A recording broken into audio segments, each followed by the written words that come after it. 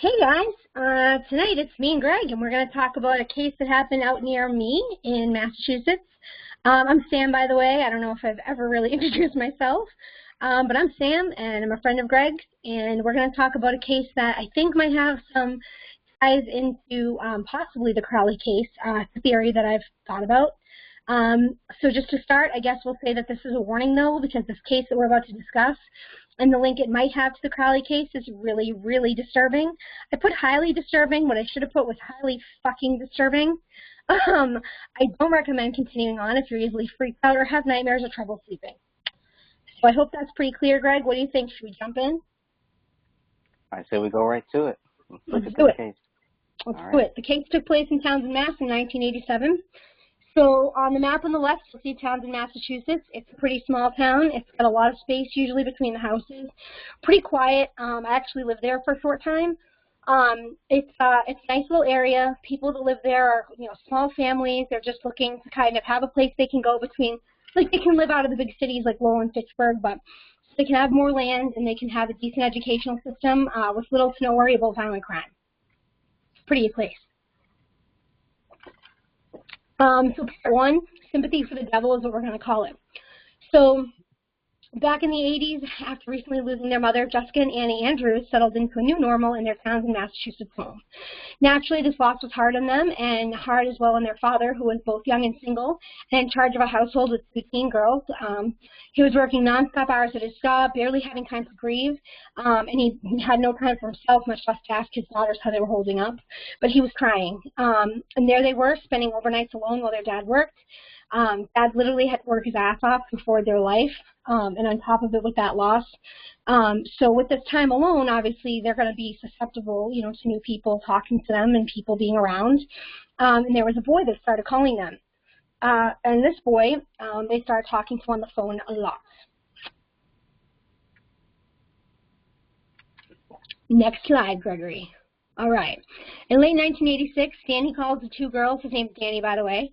I failed to mention that. His name's Danny LaPlante, and he's a catch.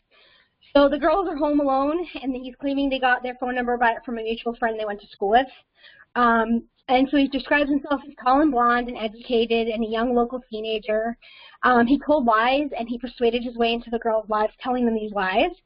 He unknowingly stalked them. He knew he was stalking them. They didn't know he was stalking them, just to be specific. Greg, I know you're laughing. It's okay. I am laughing.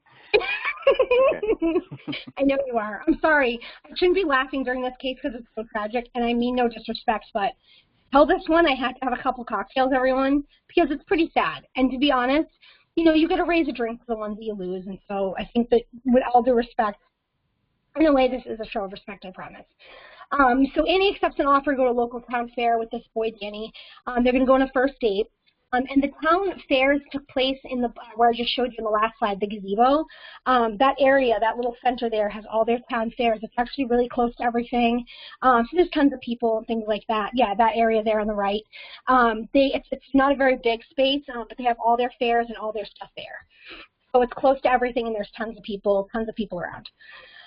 When he arrived for their date and he opened the door, it's the exact opposite of what he described. He was greasy, dark-haired, disheveled, and completely unattractive. Annie showed no sign of disappointment. She was just polite and let the night go on as planned, despite the glaring discrepancy in the 2 things. I think she was kind of trying to, take note and try to get through it. But they spent about an hour out, and Annie became so uncomfortable that she made excuses and had Danny take her home. Let's go, Greg. Next slide. Thank you, darling. So during the date, Danny had actually found out the sisters lost their mom and their dad had an insane work schedule overnight. And he began asking a lot of questions. Annie actually described it as obsessive, like he was obsessed over the death of her mother. That's what actually made her uncomfortable and made her want to go home early. After this date, Annie cut off most communication except polite exchanges, hearing that again, and didn't see him in person at all. Well, didn't see him in person yet, but we'll get there. This is Greg's favorite slide, by the way, because in the bottom there's a Ouija board, but that speaks to be a little, don't do this, kiddos. Do not do this. And I hope so that's not yours. What? What? No, go for it. Desperate to speak to their mother one evening, not long after this happened, Annie and Jessica held a seance in their basement, hoping to make contact. Being teenagers, expecting nothing from it and figuring no harm could be done, they didn't feel surprised when nothing happened until later when they were in bed and heard knocking on their walls.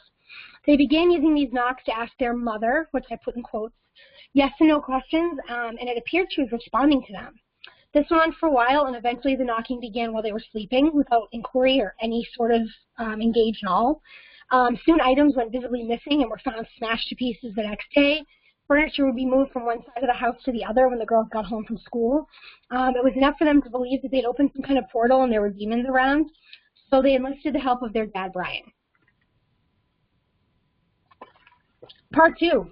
It's a nice day for a white wedding. I'm sorry, I'm laughing at how clever my titles are. Well, I went with a song theme here, and I think it's clever, maybe a little kitschy.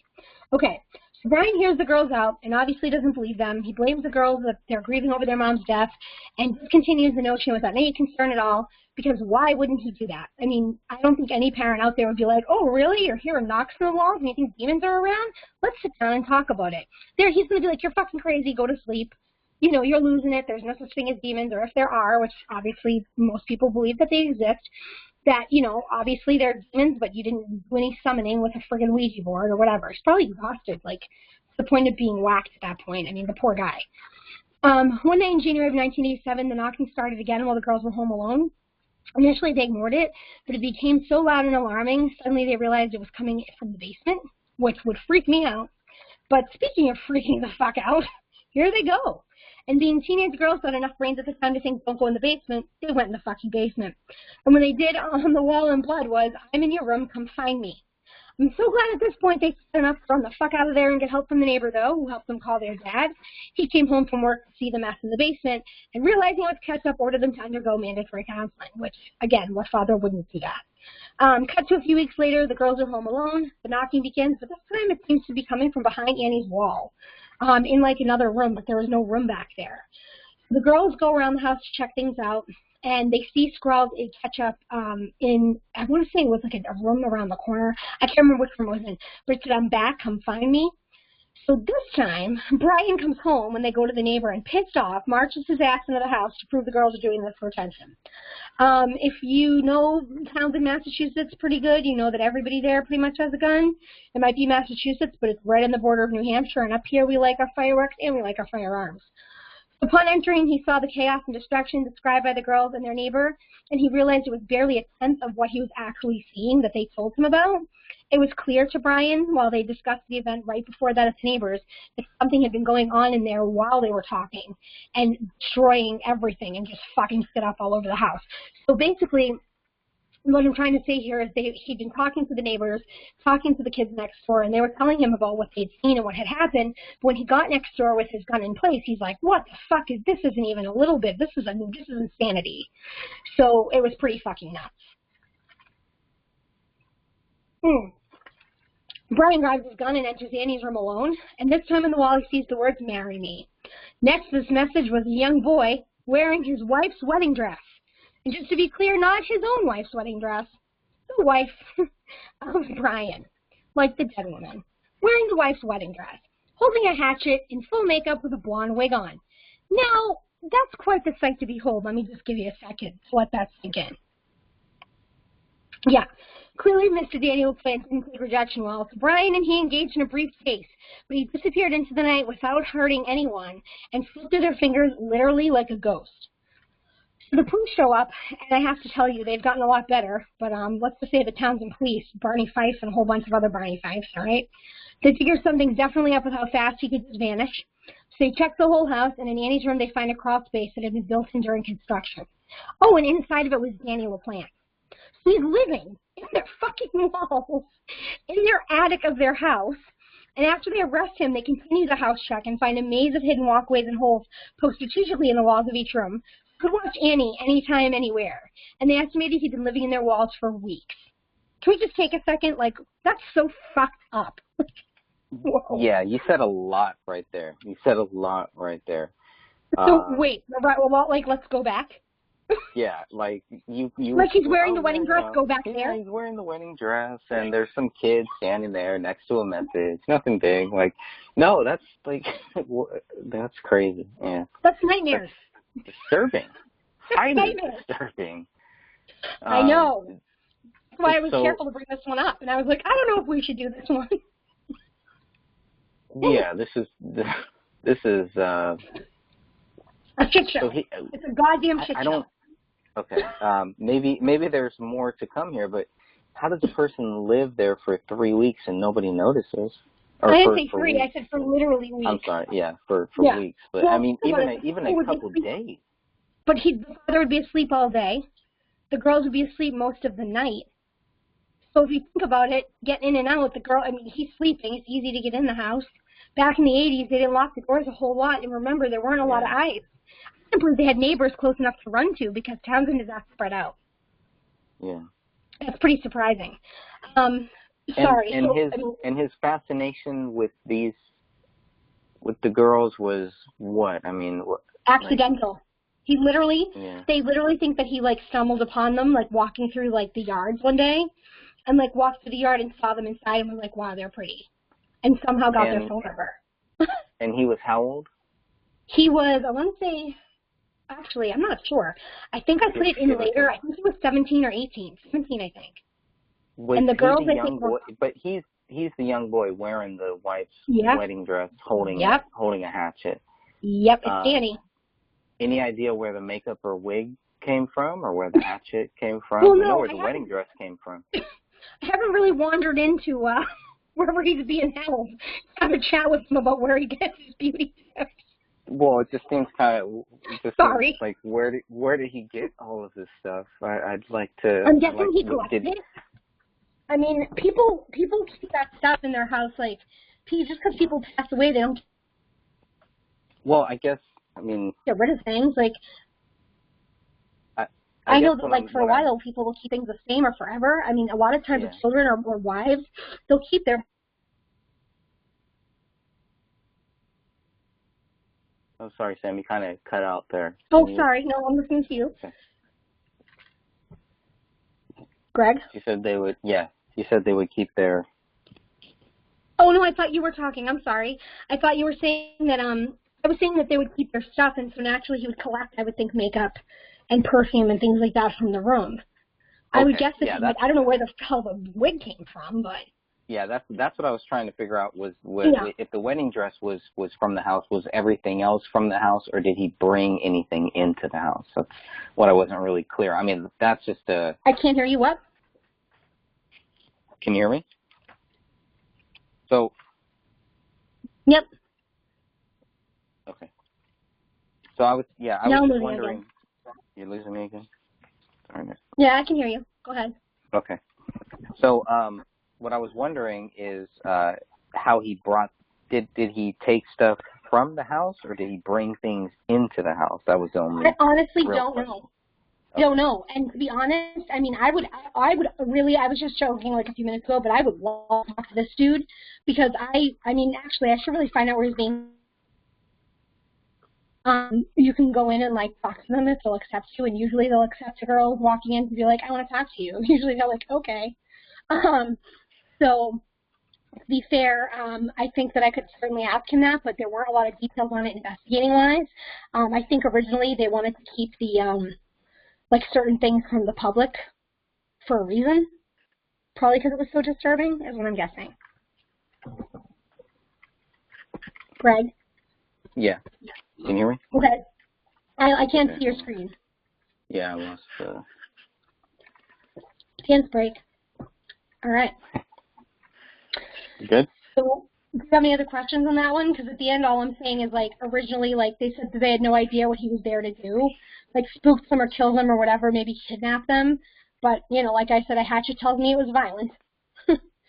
So, I don't know what he was going to do, but... What, sweetie? What? Yeah, it's just odd. It's just weird. All right, let's... And it gets weirder. It gets way weirder. Great. Oh, thanks a lot. Okay, here we go. That's why I don't like to tell this one, but you have to. So part 3, I went with In the Air tonight. Little Phil Collins for my boy Greg over there. Ow! All right. Woohoo! All right, so anyone with the brain paying attention knows the whole behind bars keeps me safe bullshit is complete bullshit. So this happened in January of 87, and by October of 87, Danny was released from the... Well, what is this behind the bars keeps me safe? Well, you know how, like, they arrested him, obviously. Once I just said in the last one they arrested him. Okay. You know, want me to go back and I'll show you where it is? No. Okay. No, Can you see my mouse move? No. No, you can't. Okay, bummer. All right. So sorry. So they arrested him and they put him in a home for people. We used to have this thing where if you, like at your mental health facilities or if you were like a repeat sex offender, they would put you away in this place literally forever because they knew they couldn't rehab you. Well, Danny LaPlante seemed like the rehab in type, I guess. Again, we'll see pictures of him in a minute and you can tell me what you think. But everything that I just described happened in January of 87, and by October of 87, he was released from the facility legally. And naturally, he doesn't join the church choir or volunteer at the local library. In November of 87, he's robbing houses and takes 2 guns from one of the jobs he does. Now, here's where we get to the extremely disturbing shit. Just a heads up. If it wasn't disturbing already, you know, tighten up your seatbelt and put on your helmet. So less than a mile away from the Andrews home on December 1st of 87, Danny enters the home to rob it and finds a pregnant mother of 2 children home alone. Her name was Priscilla Gustafson. She was 33, and her 2 children were William and Abby. Their father was at work when the break-in happened, and he came home and discovered the 3 of them dead. It's awful. That poor guy was like, and I'll tell you like firsthand, just reading it in the paper for years, that poor man. Priscilla had been shot multiple times at close range and raped repeatedly, which makes me sick to my fucking stomach. The husband calls 911, and first responders find the bodies of his children, both of them drowned, one in the bathtub on the 2nd floor and one in the 1st floor in the bathtub. I don't know how he pulled that off, and I don't think they know to this day, because you can't, like, unless he chained them up or tied them up, which I don't know anything about, you don't get one kid to wait to be drowned. Like, they're going to run. Do you know what I'm saying? Yeah. And if they don't run, or if that's something that might not be, like maybe they get stunned and they're scared and they stand, I don't know. But either way, I feel like one floor to the other, you know what I mean? Mm-hmm. That's a little crazy to me. So a manhunt ensues for Danny. They knew it was him behind the violent attack, but they never say how they knew it. Isn't that strange? He never raped or assaulted anybody, or even brandished a gun. But for some reason, they were sure he was behind it, which I still don't get. That is weird. He had fled quickly, and their force was so inexperienced and small in number that chasing a man considered armed and dangerous. Yeah, right? Isn't it strange? Yeah. I was like, how the fuck did they go from this to that? But they're a very guarded department. They won't answer anything. Like, literally, they pick up the phone and they're like, oh, hi, I know your voice. I gotta go. Yeah, they haven't informed me. Crap, you didn't say Merry Christmas. Like, they won't even... Wow. Yeah. Oh, yeah, they must have. But he didn't brandish. I mean, if you think about it, he never brandished a gun. He never threatened to shoot. Mm-hmm. He never raped anyone. So for me, I couldn't believe it. I mean, I believe that he would do this. Clearly, the guy's nuts. But it's like, at the same time, I don't know how they knew to look for him that quickly, but they did. He fled so quickly, and their force was way too small and inexperienced. Chasing a man considered armed and dangerous at Christmas time wasn't something they wanted to bring to the public. And something that you should know is that I can't remember, we don't really do east, west, north, south out here. I mean, I'm not friggin' Marco Polo. The only way I can describe it is one town over is Pepperell, Massachusetts, and it's barely a town in the way between Townsend, Pepperell, and Groton Dunstable. Groton Dunstable, big money, and you don't piss off the people. Like, you just don't do it. And then as far as to the north goes, they had New Hampshire, and they had Fitchburg going on, which is, oh my God, it's awful. And then they've got Lowell, a little ways to the east of them. So they've got a couple of big departments, but they also have to keep it very hush-hush, because Pepperell, Townsend, they fear everything, and Groton Dunstable fears everything, and it's a very lucrative area. So they didn't want people to know. Does that make sense? Yeah. Okay. So Danny gets a few towns away, robs a woman. He actually got to Fitchburg. I don't even know how. It's pretty solid for him. Well, I know he must have gone down. There's like one main road past that gazebo that just goes straight into Fitchburg, but like takes like 6 miles. I'm guessing that that's probably the way he went. She escapes, and someone who witnessed this whole thing recognizes Danny's face. This is in the dark. Like, he robs a woman, steals her car. Someone's watching it, recognizes his face, thank God, calls 911, and leads the cops to a dumpster where he was hiding out. And they found hair on his sock from Abby Gustafson, and that's proof that they were right about this and linked together. So had it not been for hair on his sock, how the hell would they have ever nothing would have ever happened. That's insane to me. So, yeah. So on the left is the Gustafson home where the attack took place. I'm almost 99.9% sure I know where that house is. And it wasn't far from the center, if I remember correctly. On the right is actually a really limited, rare family photo of the three of them, Priscilla and Abby and William, and they were supposedly, obviously, quite lovely people. It's really, really too bad. So what does this have to do with the case? We'll get there in a minute. So part 4 is bye, bye, bye. About a year later, our hero is serving 3 life terms for the triple murder of the Gustafson family, and behind bars, he files multiple suits for violations of his rights. This is where I get a little bit pissed and a little bit bitter. But the family had no rights, but he needed rights. I mean, I'm not even going to go there because I'm just going to start breaking shit. But he never succeeds. Suffering from numerous personality disorders after he was diagnosed, I guess, and he exhausted his appeals, having no remorse whatsoever for what he did, the judge denied his sentence reduction appeal. And in 2014, when this happened, his last victim, the husband of Priscilla Gustafson, asked on his deathbed to the judge that Danny be kept in prison until he dies. And that judge was like, fuck yeah, ding, which I love, right? I love that. So now I get real mean, but he deserves it, so I'm not sorry. So above we see the non-evolution of a walking, talking psychopath. On the left, Danny Boy in his mugshot after his wedding dress wearing, hatchet-wielding pregnant woman and child slaughtering spree. And on the right, Danny, not the least bit sorry for what he's done now, asking for pity from a judge that knows he's a fucking joke. Why set him free when so many fellow inmates make him their bitch on a daily basis? Sorry, couldn't resist. All right, I'm done, I promise. We're going to move on from the scumbag and we're going to talk facts. Part 5. One thing leads to another. By now you're thinking, Sam, I could have lived my whole life without this knowledge. Why the fuck would you even bring this up? Because you're an asshole, right? Is that why? And I get it. And I'm sorry, but I need you all to hear me out. So this all comes about because my wife, a firefighter medic who has no interest in true crime whatsoever, but has random strokes of brilliance that come from nowhere, watched The Great State with me one evening.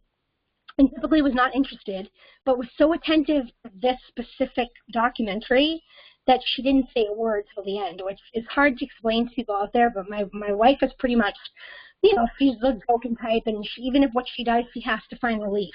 She didn't say a word and sat like with her mouth open. It was like, this is a joke, right? And I was like, no, it's not a joke. It's people thinking they're fucking, I don't even know. So anyway, so full 10 minutes after it's over, there was total silence. Again, really weird, not normal for her. Usually she's insensitive or says with sarcasm, it was good, and then like turns in the baseball game. She gets up, goes to the bathroom, comes back and sits and looks me straight in the eye and says, and I'll never forget it. And she's watched hundreds of these with me. She's listened to thousands of podcasts with me. She's read my files. I mean, I have tons and tons of documentation, tons of police files, autopsy files. She's read them all with me. And she says to me, I know what happened with the Crowleys. So naturally, I shit my pants. You can go on to the next one, Greg, if you want. So naturally, I finished laughing my ass off, and I asked her if she was serious because I thought she was kidding. And she said, do you remember that case in Townsend that you told me about years ago? The one with the man in the dress with a hatchet? And I said, yes, and she said, I bet someone could have been living in the walls of the attic of the Crowley home. Now, before anyone dismisses me, hear me out. Trust me, this is a possibility, maybe not the most plausible, but anyway, let's go on. Number 1, there were 2 entrances and exits to the attic in the home of the Crowleys, and they're noted in the reports and seen in the photos available. One's in the bedroom closet, which they point out is odd, because the first time authorities were in there, no ladder was under it, but upon return, there was. Most blame this on the 2 sketchy shitbags who went to the scene without permission and thought they found a bullet that was missed, and their claim they went up there to check the bullet hole out and all that. That could have happened, but since those 2 people are typically lying sacks of human shit, let's go wild and assume maybe they're lying again. Number 2, the second entrance exit is in their garage. I find this an odd place to access the house attic and one I've never seen before, but house trends change across the U.S. and always have. So, Greg, real quick, have you ever seen a house with an entrance or exit through the garage to the attic? It's not like you walk through houses going, hey, where's your attic? But, like, no. I've never seen that, have you? I haven't lived in any, and no, I haven't seen it. I haven't either, and I thought that was interesting. I mean, I've seen people with what's the word I'm looking for? Like a garage attic, but nothing that would lead back into the house, especially Yeah. like that's at the complete other end of that house. But maybe that's how all of these houses were, because Right. this you know, it's possible. Right. That's what I was thinking, is maybe it's just got a different setup that we don't know about. I mean, the houses in Townsend, Mass are really old. And Well, the they call houses them in England, tumblers too. Yeah, these what? are in David Crowley's home. They call them, it's a tumbler. And I was thrown off when I first heard that word. Like, what is a What is tumbler? that? Why would you? It's like almost like not like a portable home or something, but it's almost like they were trying to like downplay. I mean, for me, that is a home. That is a home. Yeah. That is a house. It's a beautiful house. Yeah, it's adorable, yeah. But it's called a tumbler. That's all I know. What And I'm does sure that mean, though? people in that state much more on that. It's some real estate terms. I don't get that. Okay, we'll go over that later, I guess, because I don't know what the fuck that means at all. Normally we would call that just a one-story. Out here we would call that a one-story home, but it's adorable. I mean, it's got 3 stories, I know, but because the main story, and then it has a basement or whatever, even with an attic, it's a one-story. But it's got like a nice finished basement. I mean, I wouldn't call that like in any way anything but a one-story home, but maybe that's just me. Yeah. But anyway, if people who are listening to this know of a setup where somehow they have attic access through the garage as well, that would be good to know, because I've never heard of it, and to this day I think it's so strange. There were a series of odd supernatural occurrences described by Kamel's sister Sidra that are documented in the paperwork, and we know so far Sidra's been pretty reliable in her information, given up to this point without question. Some of the things that I know that were discussed in there were things like toys flying across the room, which can be done with magnets, which definitely screw with people. Once you get their mind starting to think like, what the fuck is going on, and if it was messing with them enough, anything is possible. You can literally do anything to these people. So consider that for a minute.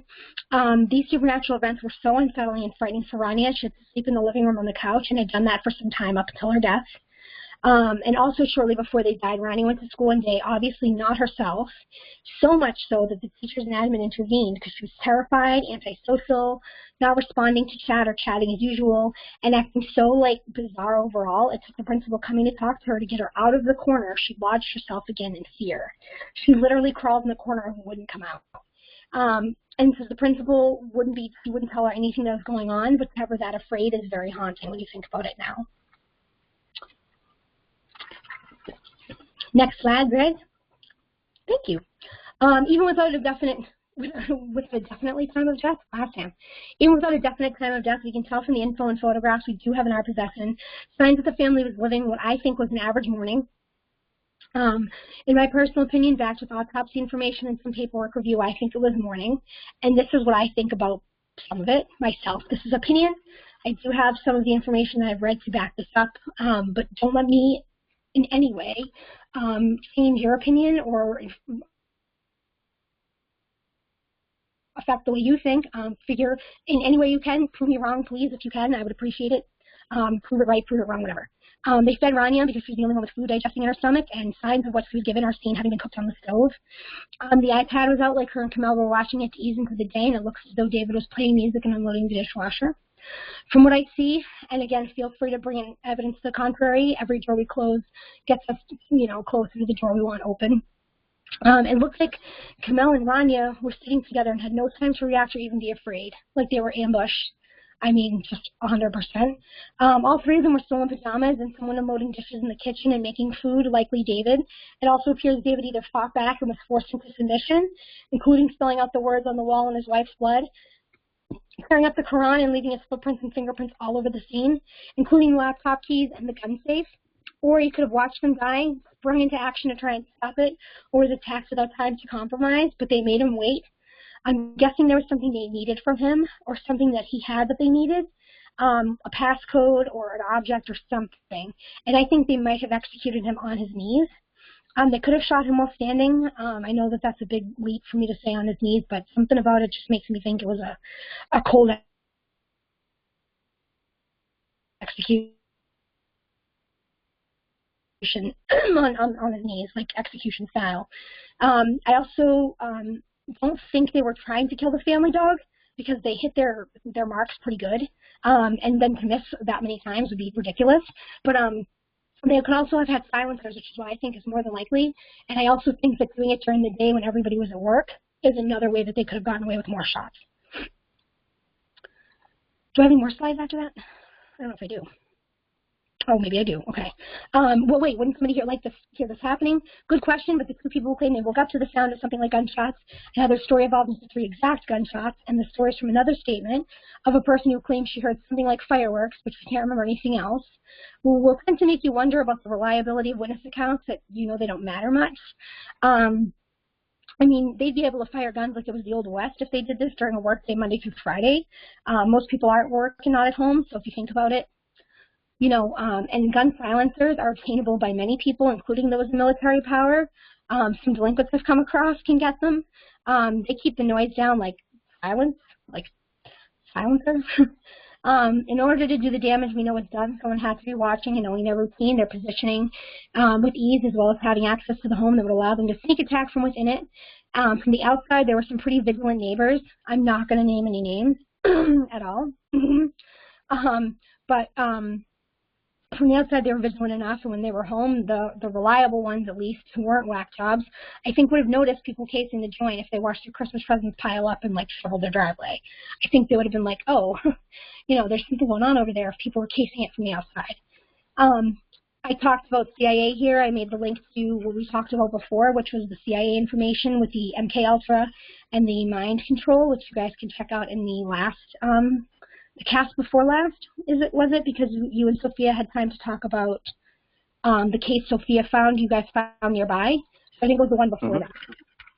Yeah, we haven't put that one out, but the one that you're talking about is a video called Terminology. Okay, so the terminology video does actually get into it, and it talks more about mind control. So that's possible, especially if, you know, it was maybe they used mind control on David, maybe they used it on someone else near David. And is that the last one? Nope. Oh, really? All right, well, didn't this work 2 ways, Sam? Couldn't they use that on David to make him kill his family, or use that on the attackers they had in place to do the deed and stage the scene? Again, it's a great question. It could have been, but both ways leave David Crowley innocent of the willful murder of his wife and child, and the choice to commit suicide. He's going to be vindicated no matter which way it goes. Either way you think about the FOIA piece and you think about the possibility of government mind control, he's innocent. So it's whatever you want on that one. But wait, who would they even put in there to do the stalking and execute the plan? Well, I'm guessing one of his many admirers, and I put that in quotes because I'm being an asshole, in this documentary filled with his loved ones, in quotes again because I'm being an asshole, who clearly didn't think highly of him for reasons I still can't see. It's clear if you pay attention to how they talk about David, at a time when it's proven, right after death especially, or right within that time after death, not necessarily like hours or days or whatever. It's like after they die, you tend to glamorize the good things and you forget the bad. It's a psychological like phenomenon, but they drag him like petty fucking bitches numerous times in that documentary. I mean, they just act like motherfuckers. And I'm sorry, but friends like that, really? Like, not only is there at least one person in there who I believe lied about his military involvement, but the circumstances in which they met and knew David. When asked about Camille, though, a noted change in tone and facial expression comes over them very visibly. I've said it before and I'll say it again. They can't say enough nice things. They talk about her skill of cake making, her love for David, her abilities as a mom. They glow with memories. And again, who can blame them? Because Camille seems absolutely amazing. But David seems equally as awesome. His male friends glow in a different way when they talk about her, though, a way that makes me raise my eyebrow and makes me very uncomfortable. It wouldn't really find it that difficult to believe that someone would do this kind of thing to a man they find unworthy of her, whether or not they harbor sexual feelings for Camille, which some definitely did, like I would put money on it. It seems like an easy sell to me, and perhaps Rania was, I mean, like Sophia said before, Rania was definitely collateral, most likely. I think Camille could have been a target. I'm sure there could have been money. There could have been a family of a recruited shooter threatened for compliance. I can only theorize, but little things most people don't notice at all come together if you step back and see through the lies. It's clear that this is not an open and shut murder-suicide at all. Part 6, talk show host. Little Radiohead nod right there. Okay, so we're almost done. So if this is your theory, Sam, why haven't you reached out to family, documentary life ruiners, or people that call themselves journalists, or anyone else close to the case or people involved to ask for more info? Well, I would call Camille's parents, but they don't cooperate. I could call David's mom, Kate, who was also asking questions, but she was also found dead mysteriously. And with no autopsy or report or obituary or explanation for any part of why she's dead, I certainly can't contact anyone that, like, knew her that's still alive and willing to talk. I could ask the neighbors, but they're super lying creeps with agendas, not naming names. Just saying.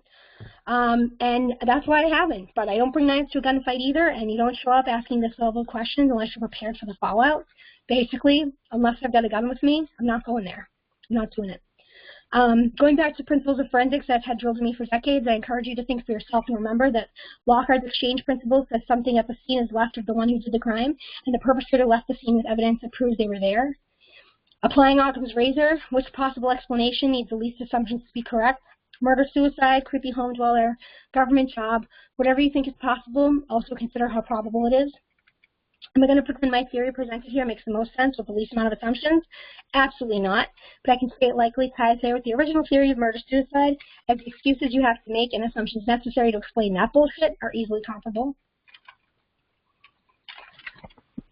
And I think the last slide's coming up, right? Okay. Research tips from a pro. I don't want to say I'm a pro. I'm just saying I'm kind of a pro, I guess. So this is tips to help you guys further your research and to help you guys kind of get on the same page as me. Is it okay if we jump into this, Greg? Or do you want to say anything before we do this one? Keep on going. Okay.